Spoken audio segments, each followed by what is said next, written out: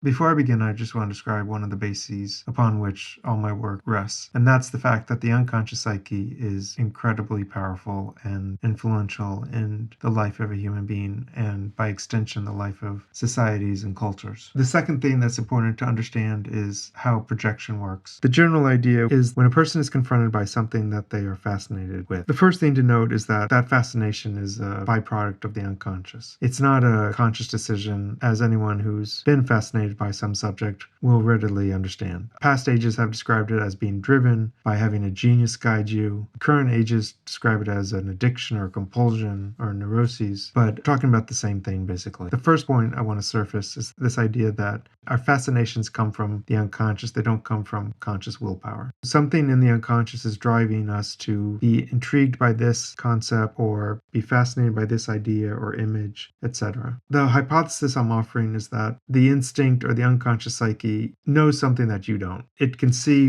where your own blind spots are. It can see where your own deficits are. It can see where your conscious attitude is leading you to be extremely one-sided in an unhelpful way or unhealthy way. The fact that we are fascinated by this or that is actually wholly impulse from the unconscious that, if explored, can reveal and lead us to a place where we need to go. A second thing I want to surface is this idea that our ego itself is a structure of the unconscious psyche that's created by the unconscious in order for consciousness to be able to develop. I'll later talk about what the qualities of the unconscious are versus the conscious mind and what distinguishes the two from each other. But the general idea is that consciousness is able to distinguish A from B. And in fact, the ability to distinguish is what makes consciousness. The flip side is, what is unconsciousness? Unconsciousness is the union of what otherwise could be discriminated. It's the conflation of opposites into a single idea or image. I'll get later to the pros and cons of both, but fundamentally they're both important pieces to the puzzle of the psyche. One isn't greater than the other. They're interdependent, basically. But the key point is that unconscious processes developed in such a way that consciousness emerged. And we can hold the hypothesis that consciousness developed for a damn good reason, namely, let's put it this way. While I know it's difficult to consider the unconscious as having an intention, one can speculate that the unconscious wanted to see itself. The idea is that the unconscious, hypothetically, has been moving to be able to see itself. It wanted to be known, basically. The conscious ego was split off from unconsciousness, and is specifically like a bubble that consciousness exists within that bubble, and the unconscious exists outside that bubble.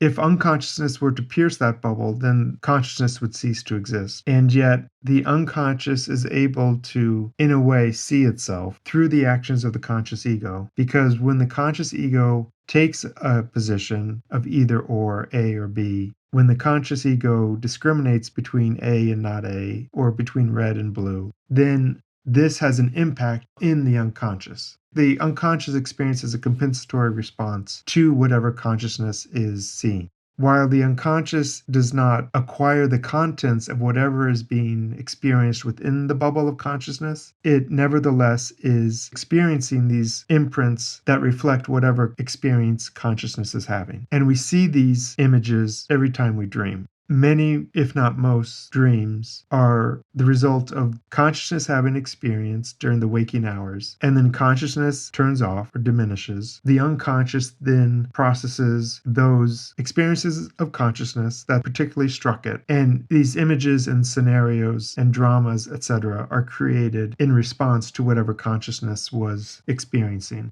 Part of what I want to introduce to people is this idea that those images, if they can be understood, can give guidance to consciousness in terms of where to go or what path to take, etc. The assertion I'm making is that the unconscious feedback provides the conscious mind with very valuable data. The unconscious psyche is providing the conscious mind, through dreams, fantasies, etc., information about precisely what the conscious mind is unconscious of. The dreams, the visions, etc., act as eyes in the back of the head, basically. Because whatever the conscious mind is seeing, the unconscious mind will then produce a compensatory response to it that shows in symbolic form the other side of the situation that the conscious mind cannot see. I know that's maybe a little complicated, but these are just the broad strokes of the general idea of how the conscious and unconscious interoperate and how and why they're valuable to each other. I started talking about fascination, and I claimed that what we are fascinated by is ultimately directed by the unconscious psyche, not the conscious mind. The idea is what we're intrigued by,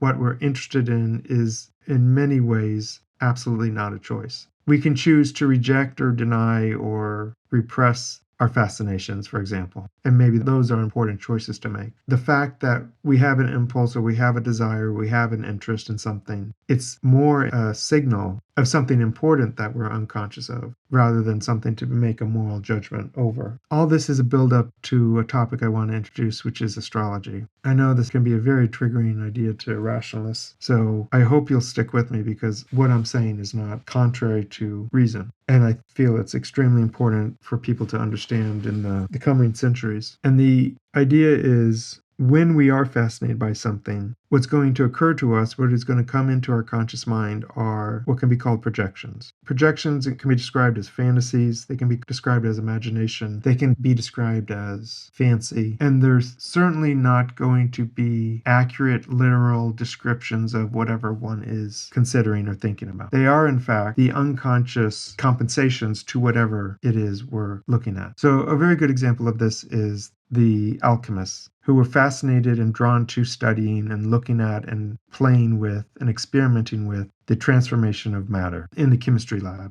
Back in the 1500s, back in the 1000s, back in the 500s, obviously the people didn't have what we would call a modern understanding of physics or chemistry. They were at the tip of the spear in terms of people even realizing that matter transforms in all these strange and wonderful ways. And so they're drawn by that. And I just need to back up and talk a little bit about the discovery of bronze and the discovery of the process of turning ored minerals into bronze and how that created a whole civilization, a whole new age of human civilization that we now call the Bronze Age. Metalsmithing was one of the origins of alchemy, was the origins of chemistry, was one of the origins of the scientific method. And just focusing on extracting ore from the ground and then mining it and then working with fire and heat, etc., allowed people to build tools that were impossible to have prior to the discovery of this craft. So flash forward to 500 AD, 1000 AD, etc. You have people who are discovering new minerals or new compounds, and they're playing with them in their lab, and they're heating them, and they're causing evaporation, or they're causing distillation. They're separating impurities. They're realizing that within a liquid might be an impurity, so if you just evaporate off the liquid, then you get left with just the solid part that's left behind, etc. And for my interest in the human psyche, what I'm most interested in is the fantasies that their minds came up with to describe what they're seeing. Now, a modern chemist would probably roll their eyes, can't even comprehend what was going on in the minds of these early experimenters with matter. And it's easy for modern scientists to maybe write off these people or write off this practice or think of them as foolish or deluded or whatever, but they're fascination and labor over a long time and over many centuries as a practice led them to create and write down all these images and fantastical descriptions of the processes that they were witnessing, which was basically humankind first witnessing these transformations with the conscious mind. And so their unconscious mind just came up with spontaneous descriptions like, oh, this is like peacock's feathers, or this is fiery like Mars, or this is subtle like Venus, or they would come up with descriptions of processes such as the green lion swallows the sun. The legacy of the fact they wrote all this down and we have it to look at is that we have a description that the unconscious psyche itself produced in response, in compensatory response, as the conscious mind of these alchemists were focused on trying to understand something that was fundamentally incomprehensible by consciousness at that point in time. And so the legacy of the alchemists is not not that they were able to achieve an accurate understanding of molecular processes. And it's not even that they were the forerunners of a practice that ended up being chemistry and physics, etc. But the greatest legacy of the alchemists was that they left behind a historical record of descriptions from the unconscious psyche itself of what matter changing form in all its different ways looks like from the perspective of the unconscious psyche. This is a very deep topic, but I'll just leave this topic with one point, and that's the unconscious psyche is familiar with the processes of the unconscious psyche. When it encounters a conscious mind that is beginning to discriminate on a topic that reflects or resembles processes of the unconscious psyche is going to get excited. It's going to get animated, and it's going to produce images that makes perfect sense to it to describe what